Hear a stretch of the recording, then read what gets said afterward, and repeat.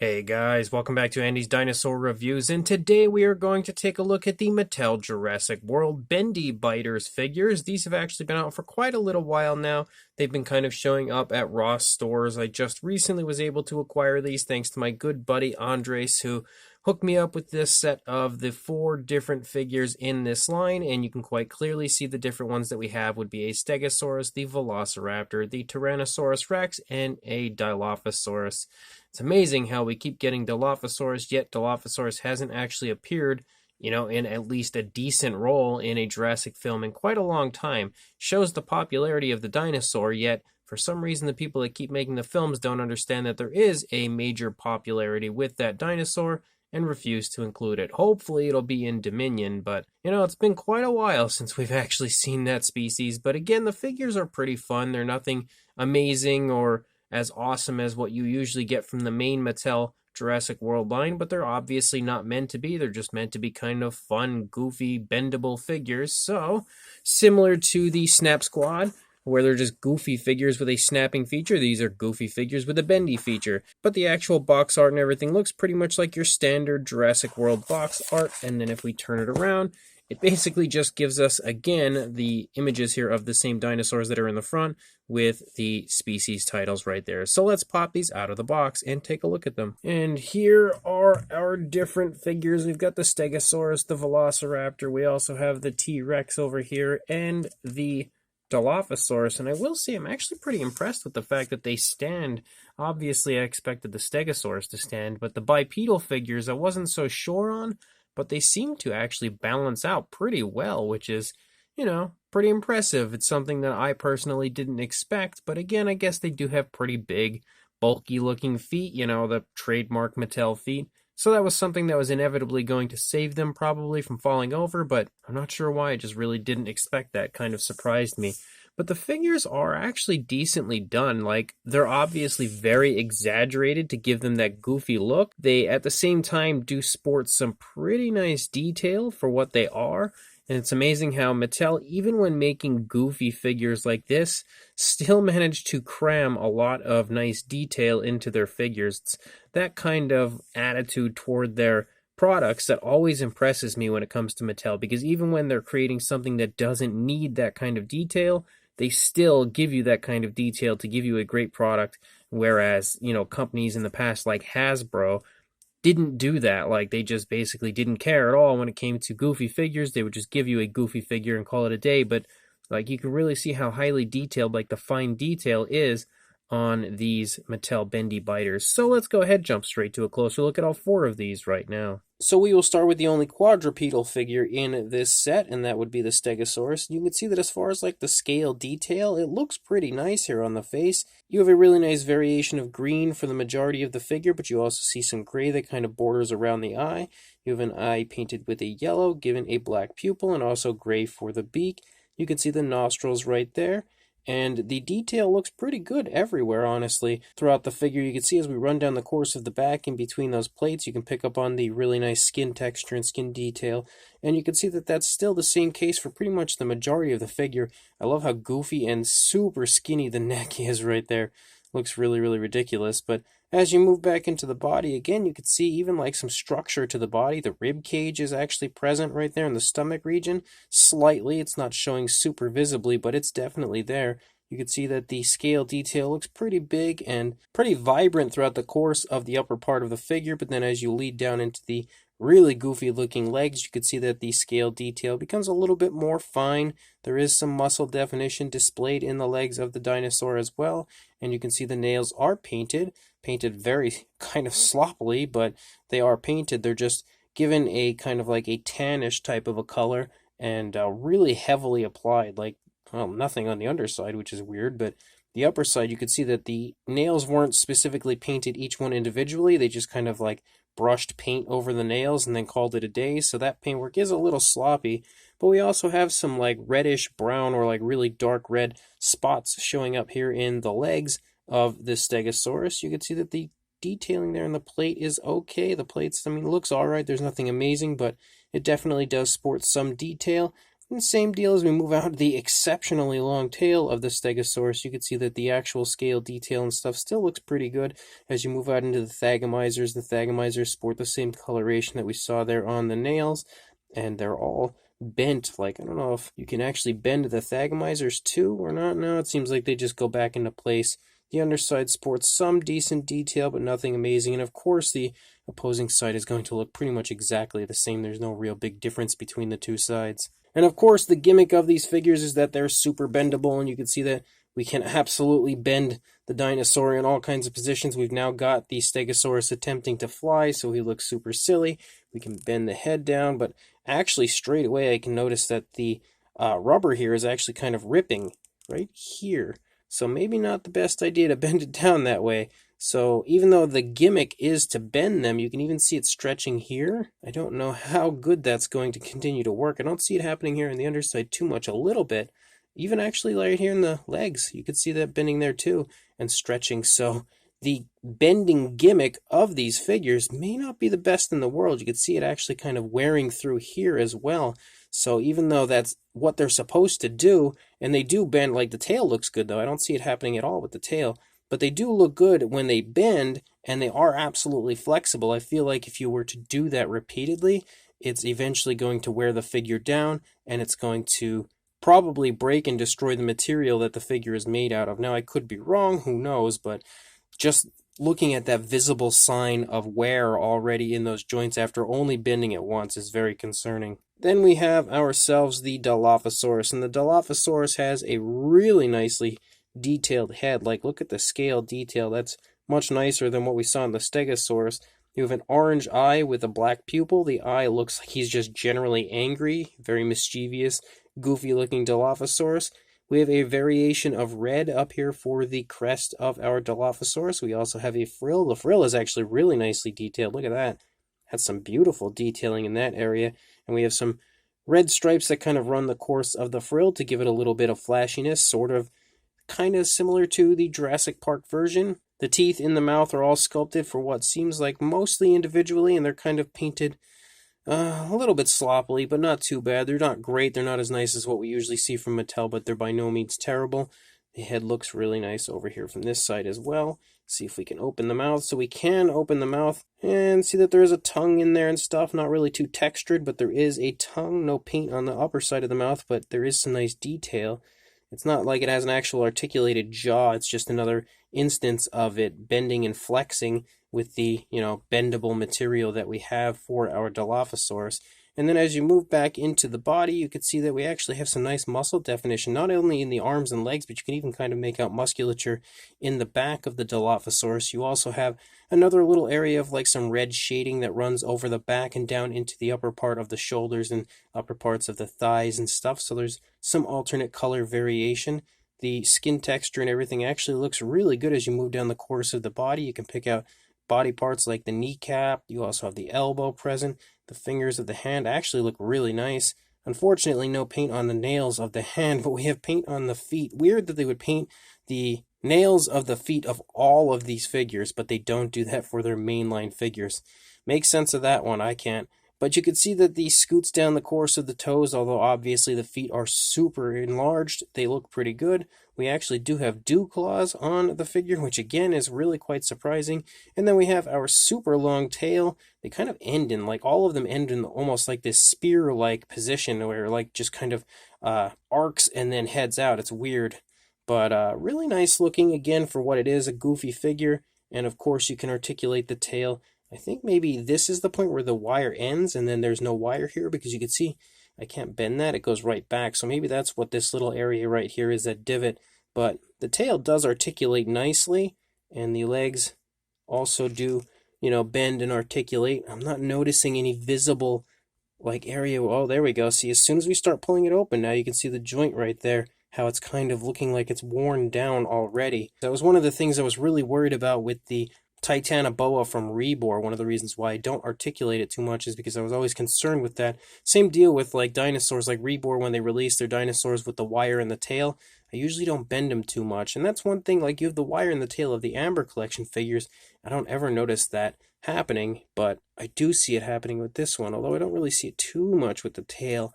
maybe a little bit right there, but for the most part, it does bend, but it's a little concerning that the quality won't last. Then we have our Velociraptor, and our Velociraptor is just primarily a green color, and it has kind of like a reddish tint to the back of the head running down the course of the back. But we do have some really nice detail yet again on the raptor. The eyes are a very dull color. I'm surprised that I actually don't see any like gloss coats or anything on the eyes. Usually they include those. Even on the Snap Squads, they always had the gloss coat for the eyes, but we don't have that on these Bendy Biters. But you can see the teeth are really big and bulky, super goofy looking on the Velociraptor.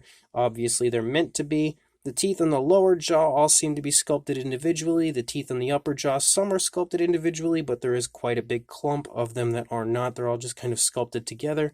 Of course, we can open the mouth, I'm sure. See inside the mouth right there, you can see that we have a nice pink coloration for the tongue. Again, no detail that is painted on the upper side, but there is detail there. I'm terrified that it's going to tear because there's actually, it seems weird when I pull the mouth open to this one.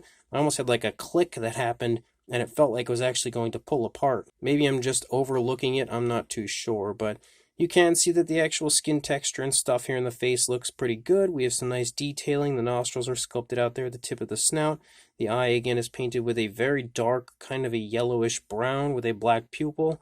And we have an alternate color variation, kind of like a light green or an off-white for the lower jaw. That does run down through the majority of the underside, kind of starts to taper off in the midsection a little bit right there. You can also see that the hand looks really good. Nice detailing in the fingers, and the nails, of course, are not painted on the hands, but they do look really good. You can pick out the elbow on this one as well. Some decent muscle definition throughout.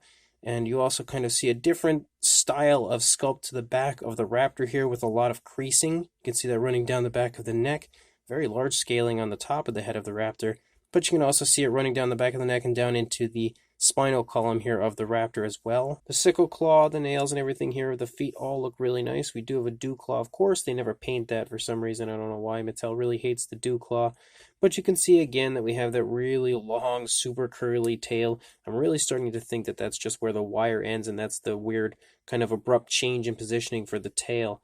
And this again bends nicely, but I'm almost at the point where I'm not sure I want to keep bending them, even though they are the Bendy Biters, because I am definitely concerned at this point as far as how they'll wear down if I bend them numerous times. It may not happen at all. It may happen very quickly. I'm not too sure, but I don't know that I want to take that chance. And then the final one is the Tyrannosaurus, sporting a very Rexy-like color scheme, or sort of, kind of like the Mattel version of a Rexy-like color scheme. And you can see goofy looking head sculpt as per usual with these figures. Not too Rexy-like, but I guess as close as you'll get to a goofy version of a Rexy sculpt. But you can see that the detailing is also really quite nicely done on the Tyrannosaur. We have some nicely painted eyes with a yellow and a black pupil.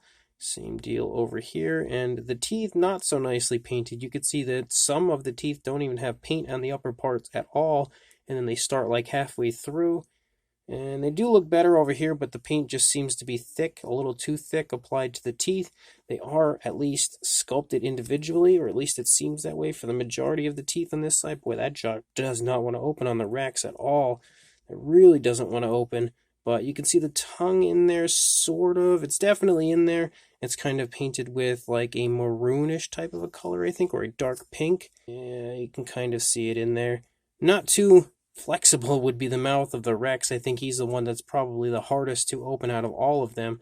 You can see the nostrils sculpted out right there at the tip of the snout as well. Some nice looking scale detail throughout. We only have the variation of brown for the majority of the body, and then a light brown for the lower jaw, and a darker brown that runs over the top of the Rex. You can see the spinal column as we run down the back of the Tyrannosaur. Nice muscle definition. As per usual in the arms and legs, you can see the elbow is really present on Rexy. He almost looks like he might have a bit of an injury there to the back of the elbow. It looks swollen. You can also see the fingers are actually sculpted really nicely. No nail paint again, which is not uncommon for these figures, it seems. But you can also see the feet are absolutely massive. Nicely painted nails on the feet. We have some nice scoots down the toes. The dew claw is present again, but still unpainted. No paint on the underside of the nails, though. That's kind of weird. That bothers me when that happens. But that is the case with these guys. No paint on the underside of the nails. I will say I'm impressed to see that this light brown runs from the lower jaw all the way through the underside of the Rex, all the way out here onto the tail, and really far out onto the tail. Something that I've been kind of asking Mattel to start doing with their mainline figures for a very long time, but they did do that on this one. They just don't bother with the mainline figures. So confusing sometimes Mattel can be. I just don't understand them at times. But you can see that we have the dark brown that also runs the entire course of that tail. So we have some really nice paintwork for the Rex, more so than some of the others. I will articulate the tail because I don't feel like that's going to get damaged too much. It's just the rest of the body, and when you kind of bend the arms and legs and body, I feel like they might wear down a little bit quicker than they should. But pretty fun looking sculpt. Again, the final piece of the puzzle here with this set would be the Rex, and all four of them are definitely, what they are set out to be. Goofy looking versions of Jurassic Park or Jurassic World dinosaurs, and they do pull that off quite nicely, and overall do have some pretty fun looking sculpts. I am pleased to see that even when you kind of change the positioning of the tail, it doesn't alter their ability to stand. They still stand really nicely no matter how you seem to articulate the tail. If you want to bend it over here, those big feet do help the dinosaur stand really nicely, so that's at least a plus. They'll stand with no issues at all, even though we have to deal with then the super large feet of the figures. But as far as a size goes, I don't know if they're all the same size, but they look to potentially be. I would imagine the theropods are probably all the same size. For a length on the Dilophosaurus, you're looking at about 6¼ inches or about 16 centimeters.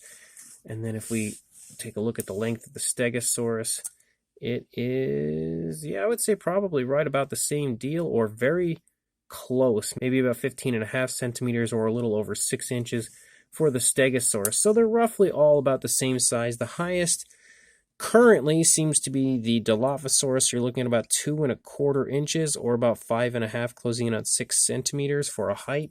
I don't really want to measure each and every one because they're all so similarly sized that there's not much of a difference between the others, but for a size comparison, there is Mr. Papo T-Rex, the Attack Pack Dilophosaurus, and Robert Muldoon from the Mattel Jurassic World toy line in comparison to our Bendy Biters figures here. And you can definitely see that they do sport a very small size. They are not large by any means, and they really don't need to be for what they are. I feel like if they were larger, they'd be strange because I just feel like they'd be a little less convenient to add to your collection, whereas being small like this, it kind of fits the style of figure nicely and also isn't anything that's going to take up too much room in your collection with a goofy looking dinosaur figure. So they honestly are, in my opinion, a pretty good size. So these Bendy Biters from Mattel are pretty fun figures, decently sculpted. They do sport some pretty nice detail for what they are, just being goofy dinosaur figures. And they have some pretty decent paint applications, nothing over the top, but at least some okay paint. And it's nice to see that they do actually have paint variation included. And nice to see that Mattel kind of goes the extra mile on some of their figures like these, with some figures having paint that actually runs the entire course of the underside, and all of them have nail paint on the feet, not the hands, but at least on the feet. So if Mattel could take that kind of style and apply it to their mainline figures, we would be much better off. But again, each figure has a goofy look to them, similar to, and obviously not really a similar figure, but similar style of goofiness to the Snap Squads, and I've always been a big fan of the Snap Squads, so when I had seen that these were coming out, I knew I wanted to get a hold of them. They definitely were a little tricky to find, but if you happen to have a Ross near you, they seem to be showing up quite commonly at Ross, so you should be able to find them there, hopefully, if you keep checking back. They're not exactly in stock steadily, so it's just kind of like a hit or miss kind of thing. So if you come one time, they're not there, show up another time, they might be there, but the figures are all really nicely detailed, which is always impressive. Like I had stated at the beginning of the review, that Mattel kind of goes the extra mile when it comes to even their goofy little figures like this, with including really nice fine detail to the figures. And you can see that throughout the course of all four of these dinosaurs right here. They all have that kind of cartoonish style, but with really nice fine detail overall. They also all have extremely oversized feet, which works out for figures like this because they look so cartoonish, but it's something that isn't always the most appealing aspect of Mattel figures, but when it comes to these figures here, that does kind of get a pass because it's, You know, just kind of fits the style of the figures. The only thing that I can say honestly would be considered potentially a downside as far as I'm concerned is the fact that it seems like the more you bend them, they're probably going to wear down and eventually maybe tear and break. I can't say that for sure, as I've only really taken a look at them currently with this review. I didn't mess with them prior to this. So the fact that I kind of see like wear lines where I've been articulating them is very concerning to me, but that may just be something that happens and they'll still be able to survive the test of time. I personally don't really want to try because I would rather not damage them by continuously articulating them and bending them. They do bend really nicely. All of them except for the Rex kind of has a little difficulty with opening the mouth, but the rest seem to be very flexible, especially the tails. The tails seem to articulate with really no damage at all appearing, but some of the other areas like the limbs and stuff seem to have a little bit of potential for damage if you keep articulating them. But with that being said, they do seem to be pretty fun figures, and considering it's only like $12 I think at Ross for these figures, you're not really going to spend a whole lot to get 4 kind of fun, goofy dinosaur figures. So if you are interested in these, make sure you check your local Ross store and pick them up if you can find them, and make sure you like, comment, and subscribe, and I will see you in the next review. Thanks for watching.